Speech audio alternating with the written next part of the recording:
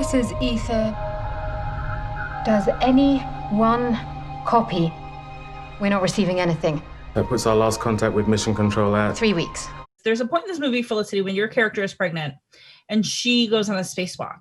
And as someone that has been pregnant before, I was so thrilled to not have it be a discussion about whether or not she should go on the spacewalk. Maybe she should just sit in the back and keep her feet up, blah, blah, blah. So thank you for that. It's my first thing. No, it was so instinctive. I felt absolutely right that she should be part of that, and how important it was to embrace her being pregnant, but also being physically active, which you of course can do when you're pregnant. You guys in this movie have spent 2 years in space. Would you want to go to space, and under what stipulations? Like, oh, I'd want to go, but only after 200,000 other people had gone, or I'd want to go, but I'd have to take my family. I'd want to go, but I'd have to come back. Yeah, I think you just said it. I'd want to go only if I could take my wife and my kids, and I'd want to go only if it becomes so normalized that we didn't have to sort of be astronauts in order to survive out there. I mean, you know, some of the research that we had to do for this film really looked at what goes into being an astronaut, and that's more work than I think, and more intelligence that I think I have and care to do. True. It seems like a lot of work. Felicity, what about you? Yeah, I've never really wanted to go up into space. It was quite nice to explore it through acting it, but I do get a little claustrophobic. So I'm not sure about that bit. You know, that bit when they launch you and you're in that tiny space.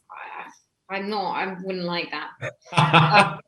So I'm quite happy to stay earthbound and let others go ahead of me. Yeah, I need it to be like maybe a cruise ship kind of situation, and then I need it to come back.